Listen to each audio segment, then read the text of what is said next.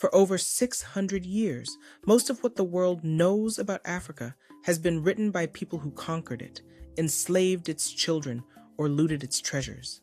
They told us our ancestors added nothing to civilization, even while their museums filled with the stolen work of those same ancestors. In that world, 44 million Yorubas are called a tribe. 42 million Igbos are also a tribe.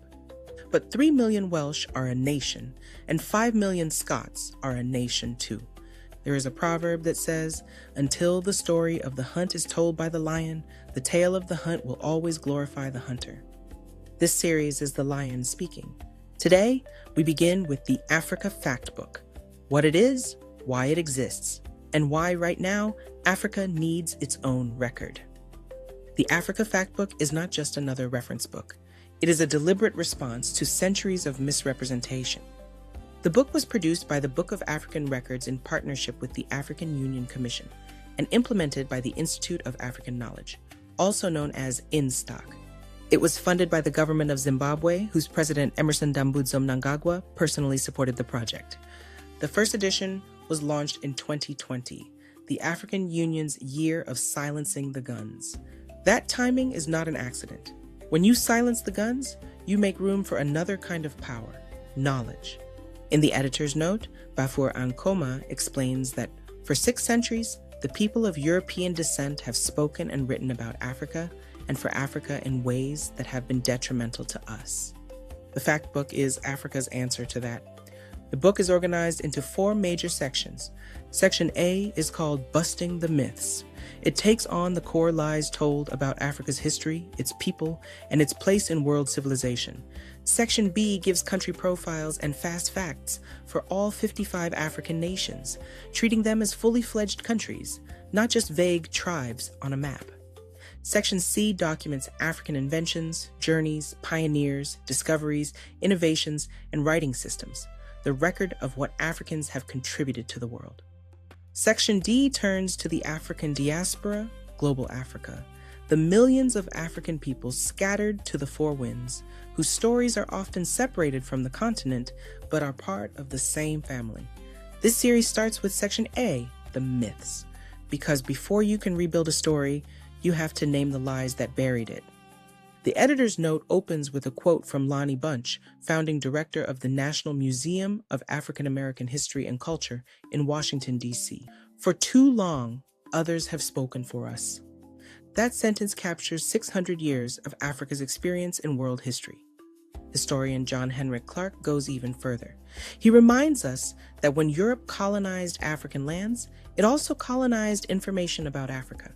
He says that much of Africa's history has been hidden, neglected, and distorted, and that twisting of facts and confusing language still shape how people misunderstand African history today.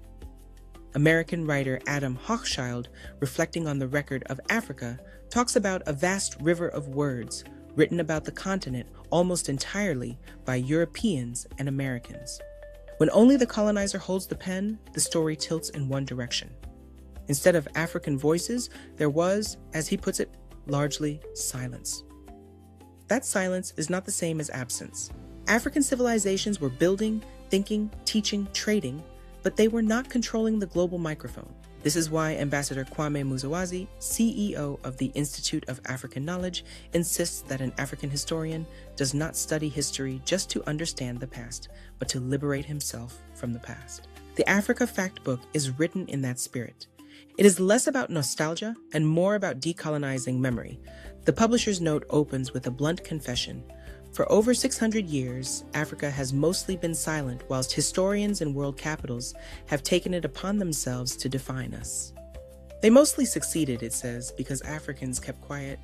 But the note doesn't frame that silence as weakness. It offers a different explanation.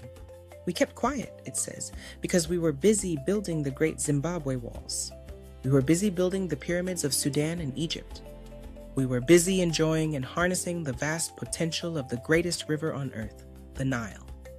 Africans were busy giving the world the earliest evidence of mathematics, like the Lubombo bones from the mountains between Swaziland and South Africa. They were busy starting and managing the world's oldest continuously running research and teaching institution, the University of Al-Qarawiyyin in Morocco, founded in 859 AD, 200 years before Europe's University of Bologna. The text calls it deliberate naivety to say Africa has no written or readable history. Records exist in rock paintings, in oral traditions, in scripts like Ge'ez, in libraries across the continent. To make the point, the book shares a powerful story about Emperor Tewodros II of Ethiopia. In 1865, Queen Victoria sent a missionary delegation to Ethiopia with a copy of the King James Bible, asking permission for them to evangelize in his empire. Tewodros refused them, arrested the missionaries, and sent back a letter. According to the account, his letter said, "Please find attached a copy of the Ethiopian Ge'ez Bible, which was first published and printed in 600 AD, 1,000 years before the English people adopted a Bible. Therefore, on the question of evangelizing, it's me who should be sending missionaries to England, not vice versa." The Factbook says it is written in this Tewodran spirit, not begging for validation, but calmly reminding the world, we were here first. The publisher's note also points out a cruel irony. Thousands of years ago, Africans were recording history on rock to save trees, yet today, environmental movements talk about going green, as if concern for the planet began in Europe yesterday. This is what makes the Factbook different. It doesn't just say, Africa contributed too. It shows how African civilizations were out in front, and how the story was later rewritten.